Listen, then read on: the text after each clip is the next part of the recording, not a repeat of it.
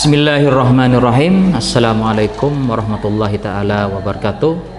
Rekan-rekan mahasiswa, pada kesempatan kali ini kita akan membahas tentang materi kuliah di pertemuan yang keempat, yaitu penyusunan anggaran pendidikan di madrasah atau sekolah, di mana penyusunan anggaran pendidikan di sekolah atau madrasah merupakan proses perencanaan dan alokasi sumber daya keuangan untuk mendukung kegiatan belajar mengajar serta mengembangkan institusi. Hal ini krusial untuk memastikan tersedianya dana yang cukup dan dimanfaatkan secara efektif. Kemudian selanjutnya, bagaimana dengan sumber-sumber pendanaan pendidikan? Di sini ada 3 sumber pendanaan pendidikan. Yang pertama, anggaran pendapatan dan belanja negara dan anggaran pendapatan belanja daerah, mana sumber ini biasanya berupa bantuan operasional satuan pendidikan itu oleh Kementerian Pendidikan dan Kebudayaan dan Kementerian Agama. Kemudian ada bantuan dari anggaran pendapatan belanja daerah atau dari APBD berupa BOSDA atau BOS daerah, dan bantuan-bantuan lainnya baik itu untuk guru, untuk sarana prasarana maupun untuk siswa. Kemudian bantuan dari sumber pendanaan orang tua dan murid, ya. Sumbangan operasional ini bisa diperoleh misalnya dari SPP, sumbangan pengembangan pendidikan, yang biasanya itu dikumpulkan melalui komite sekolah. Sumber ketiga berasal dari swasta, yang bisa berupa donasi, kerjasama atau sponsor dari perusahaan, yayasan atau masyarakat. Yang saat ini misalnya dari perusahaan itu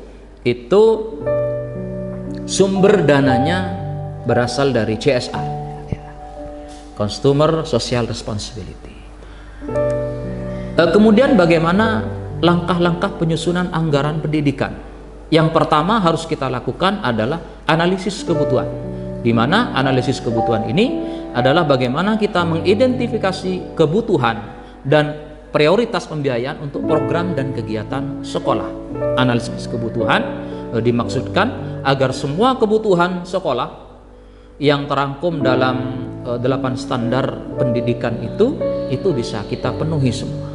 Yang kedua adalah proyeksi pendanaan, di mana proyeksi pendanaan ini adalah bagaimana memperkirakan sumber dan jumlah dana yang dapat diperoleh untuk membiayai kebutuhan.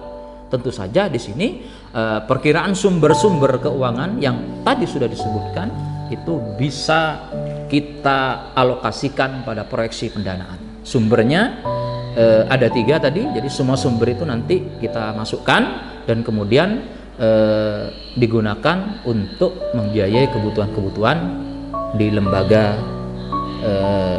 tersebut. Kemudian yang ketiga adalah pengalokasian dana. Pengalokasian dana di sini adalah bagaimana membuat rencana alokasi yang efisien dan sesuai dengan kebutuhan sekolah, di mana pengalokasian dana ini nanti tentunya adalah bagaimana kita mengacu kepada 8 standar pendidikan, mulai dari standar penilaian, standar pengelolaan, standar proses, standar sarana prasarana, kemudian standar pendidik dan tenaga pendidikan, standar pembiayaan, kemudian ada standar kompetensi lulusan. Nah, bagaimana ke pengalokasian dana itu diarahkan kepada 8 standar nasional pendidikan. Teman-teman sekalian yang saya hormati, bagaimana dengan pengelolaan dan tanggung jawab anggaran? Di sini pengelolaan dan tanggung jawab anggaran itu meliputi kepada bagaimana fungsi manajemen.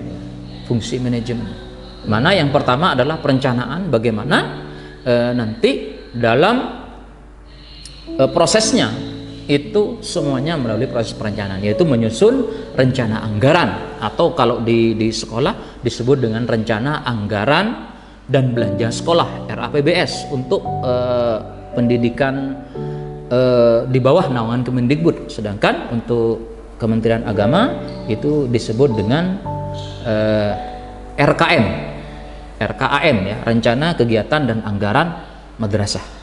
Kemudian yang selanjutnya adalah pengorganisasian, di mana nanti di sini perlu mengatur struktur yang mengelola anggaran. Siapa yang akan mengelola anggaran tersebut?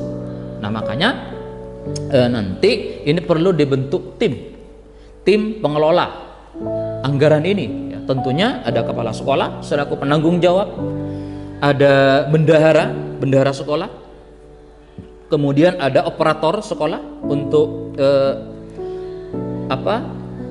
bagaimana nanti membantu bendahara terkait dengan pelaporan. Misalnya kalau di Kemendikbud itu melewati Arkas, kemudian di Kementerian Agama itu menggunakan RKAM. Kemudian pada tahap pelaksanaan di sini, ini bagaimana nanti melakukan pencatatan dan pelaporan keuangan, di mana nanti dana yang sudah ada itu kita catat. Tentunya di sini pencatatannya adalah disesuaikan dengan anggaran yang telah dikeluarkan, dan tentunya nanti kita harus menyimpan bukti-bukti pengeluaran tersebut sebagai bentuk pelaporan keuangan. Misalnya kita mendapatkan bantuan operasional sekolah atau bantuan operasional satuan pendidikan, maka di situ kita akan melaporkan kepada kementerian terkait. Kalau di sekolah menengah kepada Kemendikbud, kemudian kalau di madrasah kepada Kementerian Agama.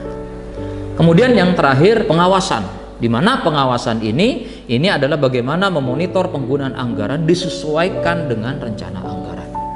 Monitoring ini menjadi penting untuk memastikan agar alokasi pendanaan yang telah disusun itu sesuai dengan apa yang dikeluarkan.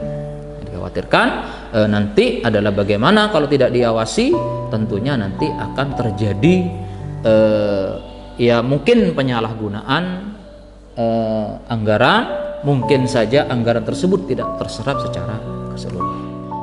Demikian pembahasan materi kita kali ini. Untuk penugasan, silahkan membuat resume terkait materi ini yang bisa dilihat pada e-learning Stita. Demikian kita akhiri. Assalamualaikum warahmatullahi taala wabarakatuh.